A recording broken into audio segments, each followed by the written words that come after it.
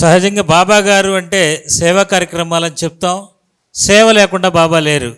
ఈరోజు మనం ఒక విశిష్టమైనటువంటి అతిథిని విశాఖపట్నం నుంచి పిలుచుకోవడం జరిగింది. వారు రాపర్తి జగదీష్ బాబు గారు.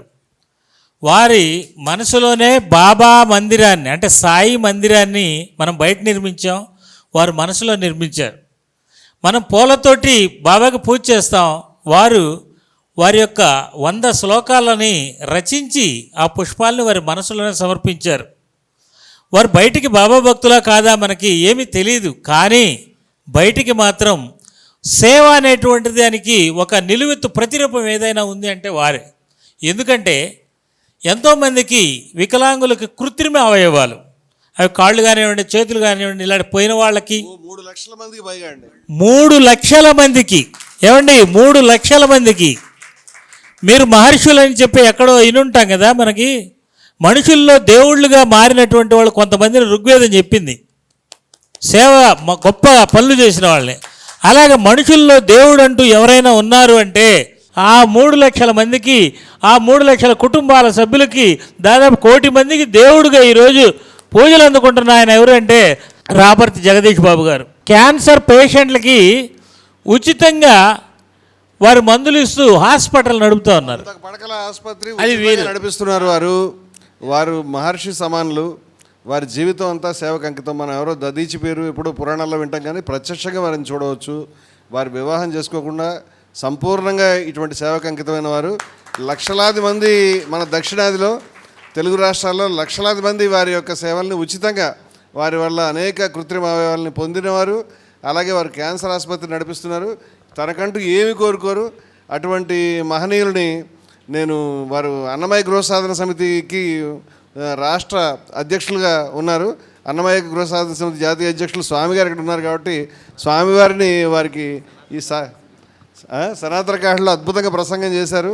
విశాఖపట్నం వెళితే వారి ఆసుపత్రిని, వారి కార్యకలాపాలను తప్పనిసరిగా సందర్శించాల్సిన అటువంటి వ్యక్తి వారు రావటం అనేది, విశాఖపట్నం నుంచి ఫ్లైట్ మీద ఈ సభకి రావటం రజనీ కుమార్ గారి గొప్పతనం. ఎవరి వల్ల కాదు. అంటే వారు ఇందాక చెప్పారు బాబా గారు అన్నీ చూసుకుంటారండి. బాబా గారు అన్నీ చూసుకుంటారని నేను నమ్ముతాను, కానీ అది కేవలం దైవం చూసుకునేది ఓన్లీ త్రూ హ్యూమన్ మీడియం, మానవ మాధ్యమం ద్వారా సాధ్యం. అది మీ ద్వారానే జరుగుతుంది. బాబా గారు చేసిన పని నేను అనుకుంటున్నాను.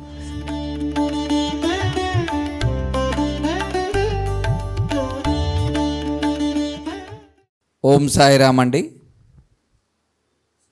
నా అదృష్టం ఈరోజు ఇంతమంది భగవద్బంధువుల్ని పరిచయం చేసుకోవడం, దర్శనం చేసుకోవడం, వారితో సంభాషించడం, అదంతా కూడా పూర్వజన్మ సుకృతం అంటారు. పూర్వజన్మ సుకృతం ఉంటేనే మనం ఏ పనైనా చేయగలం. ఏ పని చేయగలం? మంచి చెడు. మంచి చేసేటటువంటి వారందరూ వారి యొక్క తల్లిదండ్రుల యొక్క ఆ పరంపరలో ఉండేటటువంటి వారి యొక్క ఆశీస్సులు ఉంటూ ఉంటాయి. చెడు చేసేటటువంటి వారికి సహజంగా ఈ లోకంలో ఉండేటటువంటి ప్రలోభమైనటువంటి విషయాలన్నిటి వల్ల కూడా అందరం మనుషులం ముందుగా పుట్టినప్పుడు అందరం కూడా వీరు మంచి జగదీష్ బాబా, చెడు జగదీష్ బాబుగా పుట్టలేదు. అందరం మామూలుగా మనిషిలాగే పుట్టాం. మన తల్లిదండ్రులు దీవెనలు ఉంటే మనం మంచి వైపు వెళ్తూ ఉంటాం. మనం బయట ఈ లోకంలో ఉండేటటువంటి వాటి మీద వ్యామోహము, ఇందాకలా మన పెంచలయ్య గారు అలాగే లక్ష్మీప్రసమ్మ గారు ఇద్దరూ చెప్పారు. మన ఈ వ్యామోహాలు ఎలాగుంటాయి, మన భావనలు ఎలాగుంటాయి, మన బుద్ధులు ఎలాగుంటాయి అని. వాటికి మనం ఎప్పుడైనా ఆకర్షితులం అయిపోయాము అంటే చెడువారిగా వెళ్తాం. సమాజానికి మనం ఏమి ఇవ్వాలి, మనం అసలు దేవాలయాలకు ఎందుకు వెళ్ళాలి, దేవుణ్ణి ఎందుకు దర్శించుకోవాలి, భక్తి అంటే ఏమిటి, అసలు ఈ ముక్తి అంటే ఏమిటి, ఇవన్నీ చేస్తేనే అవుతుందా, చేయకపోయినా అవుతుందా? మనిషికి, పశువుకి, ఇంకొక రూపంలో ఉండేటటువంటి ప్రాణికి డిఫరెన్స్ ఏముంది? మనుషులకి ఏముంటుంది, ప్రాణాలకు తక్కిన ప్రాణికి ఏముంటుంది? మనం 2 రకాలుగా తక్కిన ప్రాణుల కన్నా గొప్ప వ్యక్తులం. ఏంటి ఆ 2 ప్రాణాలు, ఆ విషయాలు? అసలు మనం మామూలుగా ఇప్పుడు ఇంకొక అరగంటో గంటో నేను మాట్లాడాను అనుకోండి, మీ అందరి కడుపుల్లోని ఏం తిరుగుతూ ఉంటాయి? ఎలకలు తిరుగుతూ ఉంటాయి, కొంచెం ఆకలేస్తూ ఉంటుంది.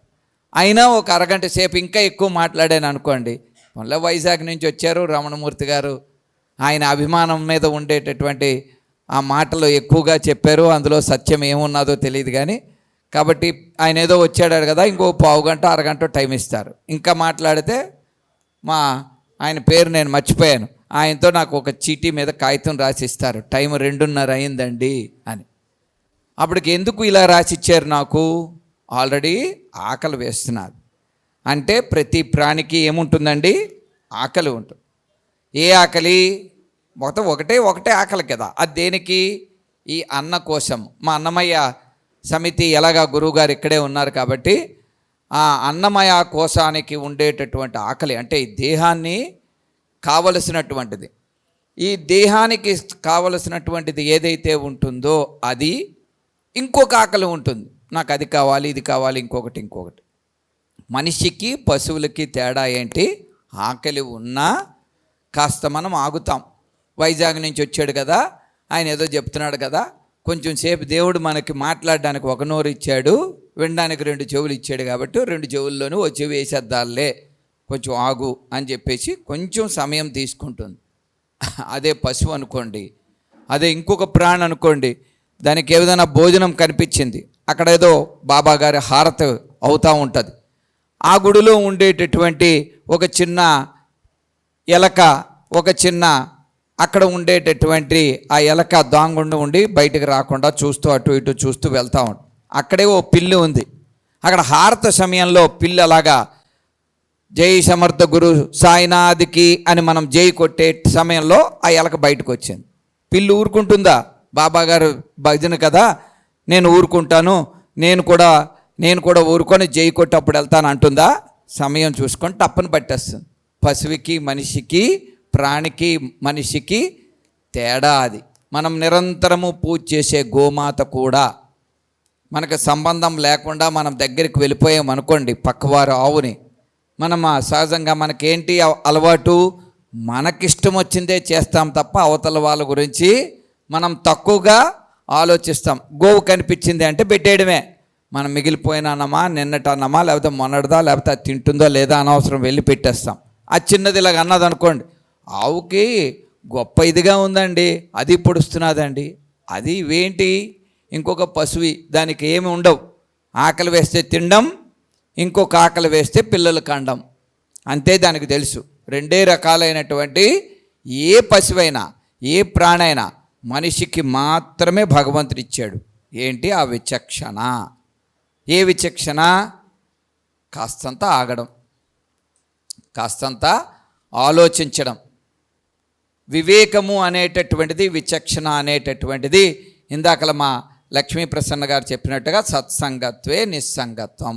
నలుగురం మనం ఇలా కూర్చొని మాట్లాడుకుంటున్నాం, నాకేదో తెలుసు మీకేదో తెలియదని కాదు, మనందరం తెలిసిన విషయాల్ని, మీకు తెలిసింది నేను, నాకు తెలిసింది మీది, మనందరం ఈ సత్సంగత్వంలో బాబాగారి దయవల్ల మాట్లాడుకోవడం అనేటటువంటిది ప్రత్యక్షంగా మనం అది ఇదేదో ఒక దాన్ని ఏమంటారు, ఆ సోడియం క్లోరైడ్ ఉప్పు అనేటటువంటి దాన్ని ఇది ఎలా తయారైంది, Na2+Cl అయితే 2NaCl ఇది ఉప్పు అని ఎలాగ కెమిస్ట్రీలోని లేకపోతే ఫిజిక్స్లోని ఇంకొక దాంట్లోని ఎలాగా నిజ నిర్ధారణలో చేసి వచ్చిందో అలా చేయవలసిన పనేం లేదు. మన మనస్సుకి అనిపించింది. ఏమని అనిపించింది? బాబాగారి తాలూకా కాస్తంత ఆ సత్సంగంలో మనం ఉందాము అని. నేనెవరిని, ఎక్కడ ఉన్నాను, విశాఖపట్నం, ఎక్కడ హైదరాబాదు. రజనీ కుమార్ గారికి పొద్దున ఫోన్ చేసి చెప్దాం అనుకున్నాను, గురువుగారు క్షమించాలి, మీ కార్యక్రమం కానిచ్చేయండి అని. బాబా వెంటనే ఏమన్నాడు? వెంటనే నువ్వు అక్కడికి వెళ్ళు అని చెప్పాడు. లేకపోతే ఉండిపోతాం, ఫ్లైట్ ఇంకొంచెం లేట్ అవుతుంది, ఎలాగ 20 నిమిషాలు లేట్ అయింది, ఫ్లైట్లకి ఎలాగ అలవాటు, 20 నిమిషాలు వాళ్ళకి పెద్ద పనేం కాదు లేట్ అనేది. ఓ 3 గంటలు లేట్ అయింది అనుకోండి, నేను 2:30 భోజనం తినడానికి ఇక్కడికి వస్తాను. బాబాగారి దయ ఉండడం వల్ల పక్కన ఏదో బోరు వేస్తున్నారు, ఆ బోరు వేయడం వల్ల కిందన జరగవలసినటువంటి మీటింగ్ కాస్త మీదకి జరపడానికి ఇంకొక 40 నిమిషాలు పట్టింది. నా లేట్ కూడా ఆ 40 నిమిషాల్లో కవర్ అయిపోయింది. ఇదన్నీ కూడా మనం మహత్యం కింద తీసుకుంటే మహత్యమే కాదు. యాదృచ్ఛికంగా జరిగిందంటే యాదృచ్ఛికమే. మన విచక్షణ, మనము దాన్ని మనస్ఫూర్తిగా మన వివేకముతో మనం తీసుకోవడానికి ఉండేటటువంటి ప్రయత్నమే బాబా గారి యొక్క ఆ సత్సంగ రూపంలో ఉండేటటువంటిది. మనం అందుకనే గుడికి, గోపురానికి, సత్సంగాలకి ఎందుకు వెళ్ళాలి అంటే మనం మారడానికి మాత్రమే, వినడానికి కాదు, చూడడానికి కాదు, పుస్తకాలు చదవడానికి కాదు. ఇందాక ప్రసన్న గారు చెప్పారు, తల్లి ఏం చెప్పారు, పుస్తకాలు నాకు పఠించిన, అష్టాదశ పురాణాలు చదివినా, చతుర్వేదాలు అన్నీ వచ్చేసినా మారకపోతే ఉపయోగం ఏముందండి? నిరంతరము ఆ రూపం మన దగ్గర ఉండేటటువంటి మన బాబా గుడిలో కుక్కను కట్టాం, రోజు దానికి ప్రసాదం పెడుతున్నాం, భజన చేసేటప్పుడు చక్కగా కూర్చుంటుంది, దాని బాత్రూమ్ అది ఎక్కడికి వెళ్ళాలో అన్నీ నేర్పాం, అన్నీ చేసాం. ఓ పెద్ద ఫంక్షన్ అయింది, రజనీ కుమార్ గారు మంచి రమణమూర్తి గారు ఇచ్చినటువంటి ప్రాంగణం అంతా అద్భుతంగా డెకరేట్ చేసాం, అన్నీ చేసాం. బాబా గారి విగ్రహం అవన్నీ కూడా తీసుకొచ్చి అక్కడ పెట్టి అన్ని పూజలన్నిటికీ చేయడానికి ఒక పురోహితులు గారు వచ్చారు. ఆయన పాపం వస్తూ వస్తూ ఆ పక్కన ఉండేటటువంటి ఆ కుక్క కాల్ని టప్పన మట్టేశాడు. వెంటనే ఏం చేస్తుంది కుక్క, సాయిరామ్ సాయిరామ్ అండి పర్వాలేదు అంటుందా? వెంటనే ఖర్చేస్తుంది. అయ్యో, రోజు బాబా గారి ప్రసంగం వింటున్నది, రోజు బాబాగారి ప్రాంగణంలోనే ఉంటున్నది 24 గంటలు అంటే అర్థం దానికి మనకి తేడా ఉండదండి. అది తగిలిన వెంటనే అది బౌ అన్నది. ఇలాగ వస్తున్నారు, నేను విఐపిని విశాఖపట్నం నుంచి వచ్చాను కదా, బాబాగారి విగ్రహం తీసుకొని వస్తున్నారు, నన్ను ఎవరో జరగండి అని అన్న వెంటనే ఇలా చూశాను, నేను ఎవరో తెలుసా అని. దానికి నాకు తేడా ఉంటుందండి? అహం అంటే మార్పు లేకపోతే నువ్వు ఎన్ని విగ్రహాలు పెడితే ఉపయోగం ఏమబ్బా?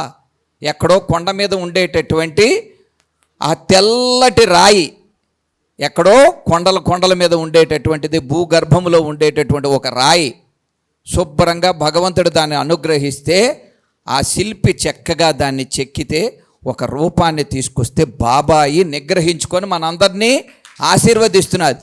మనల్ని భగవంతుడు చెక్కుతాడు అంటే మనం వింటామా? నేనేమో తెలుసా, నాకు ఎన్ని వేదాలు వచ్చా తెలుసా? ఏ రోజైనా ఒక్క క్షణమైనా ఆలోచించండి, ఇక్కడికి వచ్చినటువంటి భగవద్బంధువులు, ఏ రోజైనా భగవంతుడికి మనం అక్కడ గుడికి వెళ్ళినప్పుడు, దేవుడా నా గోత్రం ఇది, నా పేరు ఇది, నా భార్య పేరు ఇది, నా పిల్లల పేరు ఇది, నేను ఉద్యోగం చేస్తున్నది ఇది, నా బ్యాంకులో ఖాతాలు ఉన్నది ఇది, నాకు ఇంకా కావాలి ఇది అడిగిన తర్వాత ఆయన ఏమైనా మనకు చెప్పాడా అని వినడానికి ఒక్క చెవేనా ఇచ్చేమా? ఏ రోజైనా? అస్తమానం మనం చెప్పుకోవడమే. ఆ బాబా మనకేం చెప్తాడో వినడానికి మనకి ఎవరో ఒకరిని నా బొట్టోని పిలుచుకొని మాట్లాడించే వినడానికే తప్ప భగవత్ స్వరూపంలో ఉండే బాబా ఆయన యొక్క వాక్కుని వినడానికి ఎస్పెషల్గా మనం అక్కడ ఆ దేవాలయంలో మనస్సుని, ఆ బుద్ధిని రెండింటినీ కూడా అనుసంధానం చేస్తే మన తల్లి రూపంలోనో మన తండ్రి రూపంలోనో ఇంకా ఏదో ఒక రూపంలోనో భగవంతుడు మనకి వాక్కు ఇస్తాడు. నేను ఇది సాక్షాత్తు అనుభవించినటువంటి నా ఎక్స్పీరియన్స్ చెప్తున్నాను.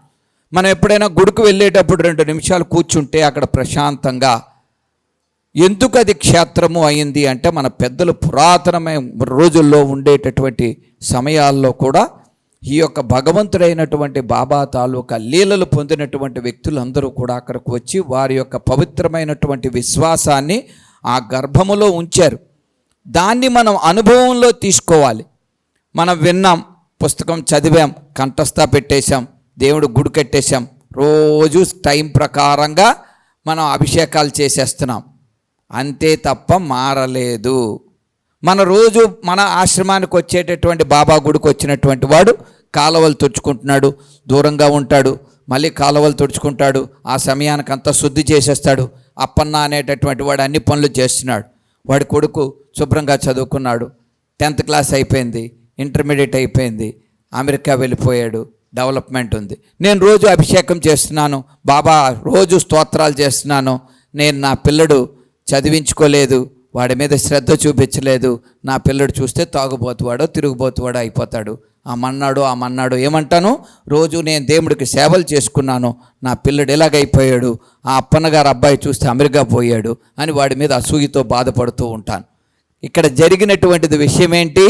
నేను బాబా పూజ చేస్తూ కూడా అసూయతో నేనేమనుకుంటూ ఉంటానంటే నాకు అన్నీ వచ్చు, లేకపోతే తెలుసు, లేకపోతే ఇంకొకటి అనేటటువంటి గర్వముతో నేను ఉండేటటువంటి స్థితిని మరిచిపోయి ఇంకా ఏదో ఉండేటటువంటి స్థితి కోసం ఆలోచించుకుంటూ మారకుండా నా యొక్క కుటుంబాన్ని సక్రమంగా చూసుకోకపోవడం వలన జరిగినటువంటి అవాంఛనీయమైనటువంటి ఘటనల్ని భగవంతుడి మీద నెట్టేస్తాను.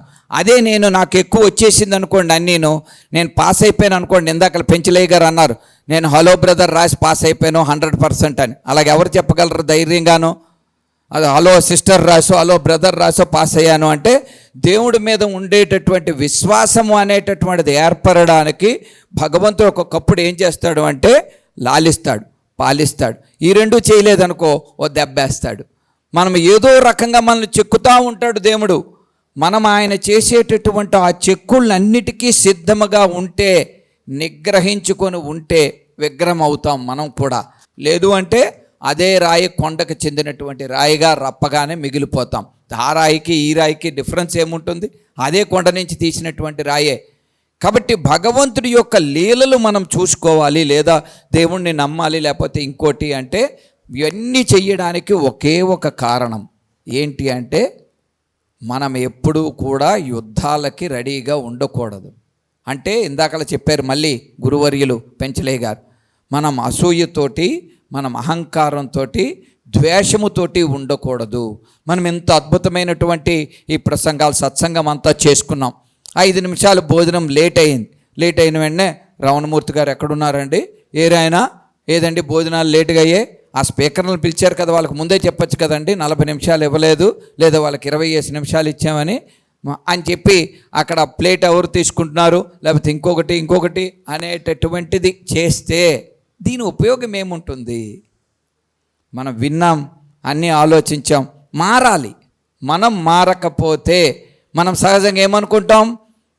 ఎదుటివారు మారాలి అనుకుంటాం, వాళ్ళే మారాలి, ఈ ప్రపంచమే మారాలి. మనం మారితే అద్భుతం.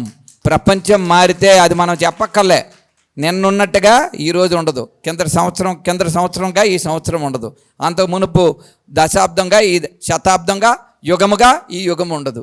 ప్రతి క్షణము మారుతూ ఉంటుంది. అది ఈ లోకం యొక్క పోకడ. మనం మారాలి. ఎలా మారాలి? మంచి వైపు మారాలి, ఇంకా మంచిగా మారాలి. మంచి అంటే అర్థం ఇతరులను నిందించకూడదు, నిన్ను నువ్వు నిందించుకోకూడదు. ప్రధానమైనటువంటిది ముందు వారికి ఇన్కన్వీనియన్స్, మనం ఇన్కన్వీనియంట్గా ఉండకూడదు. వారికి మనం కన్వీనియన్స్ ఇవ్వాలి. ఇందాక నేను చెప్పాను చూడండి, ఇంకొక అరగంట నేను పెంచాను అనుకోండి, ఇదేదో బాగుంది కదా మీరు చప్పట్లు కొట్టారని, అది ఎట్టా ఉంటుంది? మీకు ఇన్కన్వీనియన్స్ అవుద్దిగా. అది నాకు గమనించుకోవాలా. అవతల వ్యక్తిని, అది సత్సంగమైనా అవ్వచ్చు, దాని యొక్క సమయ పాలన చాలా అవసరం. అలాగా నిస్సంగత్వే నిర్మోహత్వం, మనలో మోహం తగ్గాలి. ఇప్పుడు సత్సంగత్వే నిస్సంగత్వం అన్నాము. అయ్యో నాలో బలం లేదు, నేనేం కాదు, నేనేం చేయగలను అనేటటువంటిది ఈ సత్సంగత్వం వల్ల పోయింది. నిస్సంగత్వే నిర్మోహత్వం, నాకు అది కావాలా, ఇది కావాలా, నేను మళ్ళీ రమణమూర్తి గారు లాగా ఇటువంటి పెద్ద ఆడిటోరియం కట్టి నేను కూడా ఒక 4 ప్రసంగాలు చేయించుకోవాలి, 4 పేపర్లోకి వెళ్ళాలి, 40 సాలువులు కప్పించుకోవాలి, 50 దండలు కప్పించుకోవాలి. ఉపయోగం ఏమైనా ఉందా? నిర్మోహత్వే నిశ్చలతత్వం, నిశ్చలంగా ఉండాలి, స్టెబిలిటీ. మనం ఎక్కడ ఉన్నామా, ఎలాగున్నామా, మన పరిస్థితులు ఏంటి, ముందు భగవంతుడిని అడిగే ముందు ఏంటి కావాలి? అర్హత ఉండాలి. దేవుడా నేను పాస్ అవ్వాలి. పెంచలయ్య గారు సమయంలో ఆయన ఏదో పాస్ అయిపోయాడు కదా, అందరూ పాస్ అయిపోతారు. అట్ట కుదరదుగా. అలాగైతే అందరూ హలో బ్రదర్ సినిమావే చూస్తారు పరీక్షల ముందు. అట్ట కాదుగా. ఆయనకు అదృష్టం బాగుంది, బాబా గారు దయ ఉంది, సమయం కూడింది. ఆ పరీక్షలు దిద్దేటటువంటి ఆయన ఏదో లవ్ ఫెయిల్యూర్ అయింది, మళ్ళీ సక్సెస్ అయింది. అమ్మ మనోడే కూడా ఇదే కూడా నా తడొకే కదా అన్నాడు, హలో బ్రదర్ సినిమా చూసుకున్నాడు, ఆ స్క్రిప్ట్ బాగుంది అనుకున్నాడు, వేసేసాడు, పాస్ చేసేసాడు. ఇదేనా రాశాడు కదా కుర్రాడు అని చెప్పేసి ఆ బాబా హృదయంలో దూరాడు. ఆ సమయానికి అయిపోయింది. అట్టా కుదరదు అందరికీ. ఇదేది ఒక భక్తి లేకపోతే ఇంకొకటి అంటే ఓ తంబరులు కాదండి, ఇట్టానే చేస్తేనే భక్తి అవుద్ది. అంటే మన శ్రీకాళహస్తి ఆ శతకంలో చెప్తా ఉంటారు, ఆ శివుడికి తాలూకా భక్తి ఎవరెవరికి ఎలాగుంటుంది, ఆ ఏనుగుకి ఎలాగుంటుంది, ఆ కన్నప్పకి ఎలాగుంటుంది, లేకపోతే ఇంకొకరికి ఎలాగుంటుంది అనేటటువంటి వివరణగా మనకు చెప్పారు. అన్నీ మనకు తెలుసు, కానీ మారం. పొద్దుకోకల బాబా శ్లోకాలు అన్నీ పట్టేస్తాం. ఆ పక్కన ఉండేటటువంటి పెద్ద ఆమెకి మంచినీళ్ళు కావాలా, లైన్లో పోయి మనం అక్కడి నుంచి ఉంటే ఆవిడ దోసేసి నేనే పోతాం మళ్ళీ మంచినీళ్ళ కోసం. ఒక నిమిషం ఆగచ్చుగా, అమ్మ ఆగ, ఎందుకంటే విఐపి వైజాగ్ నుంచి వచ్చానుగా, ఆ మాత్రం తెలపోతే ఎట్టా ముసలావిడికి అని అంట. మనం మారకపోతే ఈ లోకంలో అశాంతి ఎక్కువ అవుతుందండి. చూడండి, ఈ రోజుకి కూడా ప్రభువు సిలువ వేయబడినటువంటి 2026 సంవత్సరాల తర్వాత కూడా ఇంకా కాల్తానే ఉంది. ఏంటి? అహం, అసూయ, ఇవన్నీ ఉండడాల వల్ల యుద్ధం ఆగాలి అంటే మన లోపల, అంటే బయట యుద్ధాలు జరుగుతున్నాయి, లోపల కూడా అలాగే యుద్ధం జరుగుతూ ఉంటుందండి. శరీరం ఒకటి చెప్పుద్ది, మనస్సు ఒకటి చెప్పుద్ది, బుద్ధి ఇంకోటి చేసుద్ది. ఈ యుద్ధం కూడా ఆగాల. ఇది ట్రయాంగిల్ లాగా ఉంటుంది, త్రిభుజాకారంలో. ఇవన్నిటికీ మనం దేనికి అంటే భగవంతుడి యొక్క శరణు జొచ్చాలి. ఆయన్ని మనం ఎప్పుడైతే శరణు అంటామో, సాయి అనేటటువంటి పదానికి ఎప్పుడైతే మనం తల వంచి ఉంటామో అప్పుడు మనకి కాస్తంత మనస్సుకి శాంతి వస్తుంది, అశాంతి పోతుంది. మనం దేవాలయాలకు వెళ్ళడం, ఇటువంటి సత్సంగాలకి రావడం, లేకపోతే తీర్థయాత్రలకు వెళ్ళడం, ఇవన్నీ ఎందుకు అంటే లోపల ఉండేటటువంటి శాంతిని నెలకొల్పడానికి, అశాంతిని పక్కన పెట్టడానికి. శాంతి అశాంతి రెండు పక్కనే ఉంటాయండి, మనకు తెలీదు.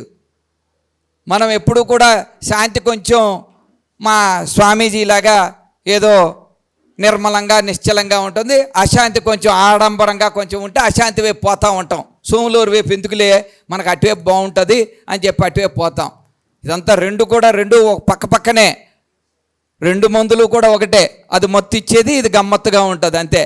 సాయి నామం గమ్మత్తుగా ఉంటుంది, ఆ మందు మత్తెక్కించేటటువంటి మందుగా ఉంటుంది.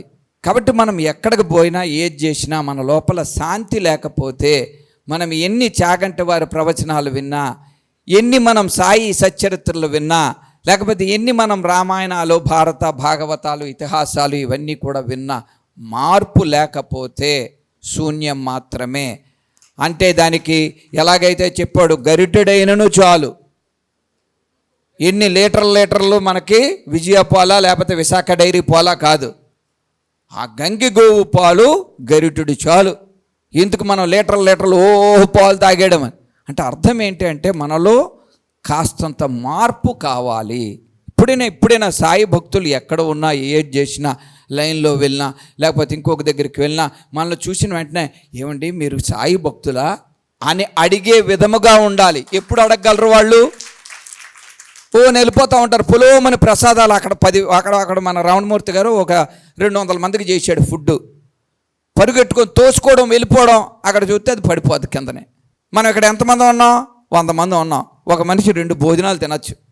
కానీ మనం ఆత్రం వల్ల ఏమైపోయింది, 50 మందికి కూడా చాలలేదు. కాబట్టి అదే మనం సాయి భక్తులు అనుకోండి, బాబావే తెచ్చిస్తాడబ్బా నీకు, ఎందుకంత ఆత్రం చేస్తావు, నిన్ను పిలిచిచ్చేది బాబా. అన్నమయ్య పోతా ఉంటే సోములేరే వచ్చాడట, వెంకటేశ్వర స్వామి వచ్చే పెరుగన్నం పెట్టాడంట. అది కథ, లేకపోతే ఇంకొకట అని కాదు. అందులో నీతి ఏంటి అంటే నీకు దక్కేది నీకు దక్కుద్ది, నువ్వు ఎక్కడికి పరిగెట్టక్కర్లేదు, ఏమి చెయ్యబాక్కర్లేదు. అలాగని నేను పొద్దున్న రాత్రి పొద్దుకోకలా నేను పడుకుంటానే ఉంటాను, నాకు పనులు జరగాల అంటే జరగవు. మన పనులు మీరు చెయ్యండి, అత్యాశ పోబాకండి. ఏదైనా మంచి సత్సంగాలు వస్తే వినండి. వెళ్ళేటప్పుడు దయచేసి మీ చెప్పులు తీసుకొని వెళ్ళిపోతుంటారు చూసారా, వెళ్ళేటప్పుడు ఏం వేసుకొని, వచ్చేటప్పుడు ఏం వదిలేస్తామండి? చెప్పులు వదిలేసి వస్తాం, వెళ్ళేటప్పుడు చెప్పులు వేసుకొని వెళ్ళిపోతాం. అక్కడ ఒకటి రాసి ఉంటుంది, చెప్పులు పెట్టుకునే స్థలము. దాని కింద ఏం రాస్తాడు? చెప్పులు దొంగలు ఉన్నారు జాగ్రత్త. ఉయ్యమ్మ, నేను బాటా చెప్పులు తెచ్చి ఉండాను, నిన్నే కొనుక్కొనే అని లోపల దోస్తా. ఆ పక్కనే పెద్ద ఆయన ఉన్నాడు, సోములూరు చూశాడు. అది చూసి జగదీష్ బాబుకి ఏదోటి చేయాలా జ్ఞానం అని చెప్పి పిలిచాడు. పిలిచి చెప్పాడు, చెప్పులు దొంగలు ఉంటాయంటే నీ చెప్పులు లోన పెట్టుకున్నావు కదా, అట్టానే నీ బుద్ధిని కూడా లోన పెట్టుకో. చెప్పులు దొంగలు అంటే అర్థం ఏంటంటే గుళ్ళోకి వెళ్ళిన తర్వాత బోల్డ్ అని విషయాలు అంతమంది చెప్తారు. అక్కడ సోములూరికి ఎవరికి, బాబాకి ఒక్కొక్కరని చెప్తాం. అన్నీ కూడా మన ఈ పంచేంద్రియాలు అన్నీ దొంగలిస్తానే ఉంటాయి. ప్రతిది అది కావాలా, ఇది కావాలా, ఇంకోటి చేయాలా. మొన్ను ఏం చేసేదే, అందరం మనులోకే పోయేది తెలుసు, అయినా చేస్తానే ఉంటాం అట్టానే. కాబట్టి ఆ చెప్పులు దొంగలు ఉంటారు అంటే అర్థం ఏంటంటే చెప్పేటటువంటివి 2 చెవులు దొంగలు, అవి అలా వింటానే ఉంటాయి. వాడేం మాట్లాడుకుంటున్నారు, రమణమూర్తి గారు ఏం మాట్లాడుకుంటున్నారు, లేకపోతే మా గురువు గారు ఏం మాట్లాడుకుంటున్నారు, ఇవన్నీ వింటూ ఉంటాయి. అయినా వాటికి అనవసరంగా నీ మనస్సుని వాటికి అనుసంధానం చెయ్యబాక, ఏది అవసరమో అదే చెయ్యు. మళ్ళీ వెళ్ళేటప్పుడు మళ్ళీ అవే చెప్పులు వేసుకొని మళ్ళీ వెళ్ళిపోతూ ఉంటాం. అట్టా ఈ వెళ్ళిపోయేటప్పుడు ఏదో ఒక విషయాన్ని మనం పట్టుకొని వెళ్ళాలి. ఏం విషయాన్ని పట్టుకొని వెళ్తాం? రావణమూర్తి గారు చాలా గొప్ప ఆయన అండి. బాగా పెట్టాడు, పెరుగన్నం పెట్టాడు, పప్పు అన్నం పెట్టాడు, అన్నీ పెట్టాడు, చాలా బాగుంది. ఆయన మర్చిపోయాడండి. ఆవకాయ ఇయ్యొచ్చు కదా, సీజన్ కదా, తెచ్చి ఒక ఆవకాయ పడేస్తుంటే పోలా. 4 రోజులు అయ్యిందబ్బా ఈ మధ్యని నేలకి ఆవకాయలు తిని అసలు లేదు. అందులో హైదరాబాద్లో ఆవకాయలు ఏడా, మా ఊర్లోనైతే కుప్పల తెప్పలు 4-5 రకాలు పెడతాం. నువ్వు వచ్చింది దేనికబ్బా, నువ్వు మాట్లాడేది విన్నది ఏంటబ్బా, నువ్వు వెళ్ళేటప్పుడు ఏంది ఆవకాయ కోసమా మాట్లాడేదే, ఏంది ధర్మం అదే? పోనీ మాట్లాడుకో, మంచి విషయాలు మాట్లాడు, మంచి విషయాలు మాట్లాడు. నీకు అన్నం దొరకలేదు, మహానుభావుడు భగవంతుడు నాకు ప్రసాదం ఇస్తే బాగున్ను అనుకుంటే ఆ కిందకి దిగాం. కిందకి దిగిన వెంటనే ఒక పెద్ద ఆయన కనిపిస్తాడు. ఏమయ్యా జగదీష్ బాబు, వైజాగ్ నుంచి వచ్చి ఉంటామంట. ఏం గురుగారు మీరేమండి వచ్చారంటే, మా వాళ్ళు పెళ్ళి అయ్యా వచ్చి ఉండాను, ఓసారి పోయి ఆ అక్షతలు వేసేసి పోదాంరా అని అంటాడు. తీసుకొని పోతాడు. అక్కడనే బలవంతంగా కూర్చోబెడతాడు. 16 రకాల భోజనాలు పెడతాడు. బాబా లేకపోతే ఇవన్నీ జరుగుతాయా? ఏంది నువ్వు అనుకునేది, నాకు అది దొరకలేదు ఇది దొరకలేదని. కాబట్టి మనలో మార్పు రాకపోతేనండి ఇన్ని సత్సంగాలకు మీరు వెళ్ళినా ఆ స్పీకర్స్ టైం వేస్టే తప్ప మనం వినేటప్పుడు వాళ్ళకి ఉపయోగం ఏమీ ఉండదు. బాబా ఇచ్చే సందేశం ఒకటే, శాంతి కోసం మీరు ప్రయత్నం చేయండి, శాంతిగా మీరు ఉండండి. బాబావే గొప్ప అని మీరు అనకపోయినా చెప్పకపోయినా బాబా వెలిగించినటువంటి ఆ జ్యోతి అఖండము, అది నిరంతరము వెలుగుతూనే ఉంటుంది.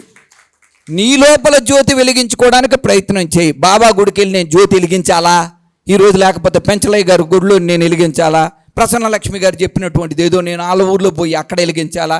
నీ హృదయంలో వెలిగించప్ప జ్యోతే, సాయి జ్యోతి. బయట వెలిగించేది ఈరోజు ఉంటుంది, రేపు పోద్దా, నీకెందుకు? అది నువ్వేమన్నా నొయ్యి పోయాలా లేకపోతే నూనె పోయాలా? ఇక్కడ పోసి ఉండవులే. కొండ మీద ఎవడు పోసాడు? కొండ మీద చెట్లకి నీళ్ళు ఎవరు పోసారు? ఆ కాయలు ఎవరు దింపారు, ఎవరు చేశారు? నీ ఇంట్లో వేసుకునేటటువంటి పాదుకు నువ్వేదో పోసావే. కాబట్టి దయచేసి నా యొక్క అభిప్రాయము, నా యొక్క సాయి నాకు చెప్పినటువంటి ఏంటి అంటే, మనము గుడికి దేవాలయానికి వీటన్నిటికీ వెళ్ళడానికి ఏంటి ప్రధాన కారణం ఏంటి అంటే, శాంతి కోసం వెళ్తున్నాము, ప్రపంచ శాంతి కోసం. ఓం శాంతి, నా లోపల శాంతి. ఓం శాంతి, నా బయట శాంతి. ఓం శాంతి, ఈ లోకంకంతటికీ శాంతి ఇవ్వండి అని ప్రతి మంత్రంతోటి ఉంటుంది. ఆ 3 సార్లు శాంతి. శాంతి అంటే ఏదో ఇంకొక శాంతితో డిస్కో శాంతి, ఇంకొక శాంతి అని కాదు. మనకు అవసరం ఏదో ఆ మంత్రంలో చెప్పుండాలే, ఆ పెద్ద అయినా మనం కూడా చెప్పేస్తున్నాం పోయిందిలే. ఓం శాంతి అంటే నా లోపల శాంతి కావాలి భగవంతుడా. ఓం శాంతి, నా బయట శాంతి కావాలి భగవంతుడా. ఇంకొకటి 3వ శాంతి, ఈ లోకమంతటికి. అది దేనివల్ల? నా వల్లే వస్తుంది. నేను శుభ్రంగా ఉన్నాను అనుకోండి, సోములోని పాడు చేయను. నేనే ఉన్నాను అనుకోండి, సోములోరి దగ్గరికి వచ్చి అడ్డమైనవి చెప్తా. ఆయనలో ఉన్న శాంతి పోద్ది, నాలో ఉన్న శాంతి పోద్ది. ఇక్కడ మాకు పోయింది అనుకోండి, అందరికీ పోద్ది. కాబట్టి మనం శాంతిగా ఉంటే ఇంకొకరికి, సాయి అంటే శాంతిగా ఉండడం. వాళ్ళు బాబానేమన్నారు, వీళ్ళు బాబానేమన్నారు, వాళ్ళన్నా అనకపోయినా బాబా అక్కడ షిరిడీలో ఉన్నప్పుడు బోల్డ్ అంతమంది అనేసి వదిలేశారు. మనం బాబా కోసం పుస్తకాలు చదవడం కాదు, మన కోసం, మన మస్తకంలో మన కోసం మనం చేయడానికి ఆ పుస్తకం చదువుకోవడం, మన జీవితాన్ని ధన్యత పొందడానికి. రమణమూర్తి గారికి ప్రత్యేకమైనటువంటి ధన్యవాదాలు తెలుపుకుంటూ, అలాగే మా గురువర్యులు, ఆయనతో ఒక 10 నిమిషాల పాటు నేను ఫోన్లో మాట్లాడేటటువంటి అదృష్టం. ఆయన చూడండి ఎంత గొప్ప వ్యక్తో. ఒక్కొక్కరిని మనం చూసి తెలుసుకోవాలి. ఆయన నేత్రాలతో ఈ లోకాన్ని సాయి అనేటటువంటి ఇంతమంది సత్సంగంతో చూడగలుగుతున్నారు అంటే గొప్ప విశేషమైనటువంటిది. కాబట్టి బాబా ఉన్నాడా లేదా అని టెస్ట్ చేయడానికి మనమేం సైంటిస్టులు అయిపోక్కర్లేదు. మన లోపల బాబా ఉన్నాడా లేదా అనేటటువంటిది చూసుకోవాలి. ఇటువంటి సత్సంగాల ద్వారా మనం మారితే ఈ సమాజానికి మంచి విషయాన్ని ఇవ్వగలం, మన పిల్లలకి ఇవ్వగలం, మన భార్యకి ఇవ్వగలం, మన భర్తకి ఇవ్వగలం, మన సోదరులకు ఇవ్వగలం. మనం ఉండేటటువంటి పక్క వాళ్ళందరికీ కూడా ఇచ్చి మనం కూడా శాంతిగా ఉండగలం అనేటటువంటి విషయాన్ని గమనించుకుంటూ నేను మీ అందరితోటి సత్సంగం చేసే భాగ్యాన్ని పొందేటటువంటిది ఆ సాయి అనుగ్రహం ఇచ్చారు. నేను మా గురువర్యులకి చెప్పాను ఆల్రెడీ, సాయి యొక్క ఆ నామ సంకీర్తనలు ఎన్ని 108 మాలలుగా పుష్పాలుగా చేసి అదొక మాలగా వేసి మా అమ్మగారికి సమర్పణ చేశాను. అది అటువంటిది ఎందుకు అంటే నా లోపల ఉండేటటువంటిది అంతాను మనం సాయిని నమ్ముకోవాలి, సాయిని అమ్ముకోకూడదు, సాయిని మనం నమ్ముకోవాలి, సాయి మంత్రాన్ని నమ్ముకోవాలి. కాబట్టి మనం ఏదో చేసాం, అది చేసాం, ఇది చేసాం కాకుండా నేను నిన్నటికి ఈ క్షణానికి చెప్పానుగా, నేను చెప్దాం అయ్యా నేను రాలేకపోతున్నాను అని చెప్దామంటే సాయి గొప్ప వ్యక్తి కాబట్టి, ఆయన మహానుభావుడు, ఆయన మహనీయుడు, మహోన్నతమైనటువంటి వ్యక్తి కాబట్టి ఈరోజు దీన్ని జరిగేటటువంటి విధముగా చేశాడు. ధన్యోస్మి. నా జన్మ శ్లోకం, ఒక్క శ్లోకము నాలోన సమయం చాలా అవుతుంది కాబట్టి ఒకే ఒక్కటి చెప్పగలను. నాలోన గలడు, నీలోన గలడు, ఎందెందు చూసినా అందందే గలడు ఆ సాయి. ఉన్న సాయిని హాయిగా ఉంచు. నువ్వు ఏదేదో చేసి ఏదేదో అని ఏదేదో విని దానిని ఆలోచించుకొని ఉన్నది వదిలేసి లేనిదోని కోసం ప్రాకులాడి ఉన్న సాయిని వదులుకోక, ఉన్న హాయిని వదులుకోక హాయిగా ఉంటే సాయి తానంతట తానే నీ యొద్దకు వస్తాడు. నువ్వు ఏడకి పోవలసిన పని లేదు. అదే సాయి మంత్రం. ధన్యం ధన్యం.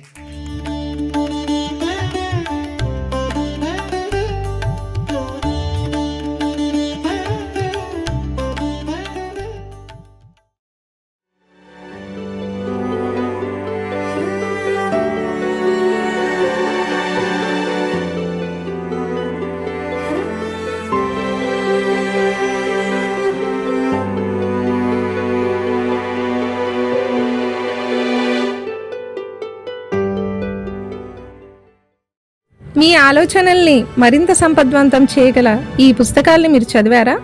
ప్రతులకు జై భారత్ పబ్లికేషన్స్, 9848030089.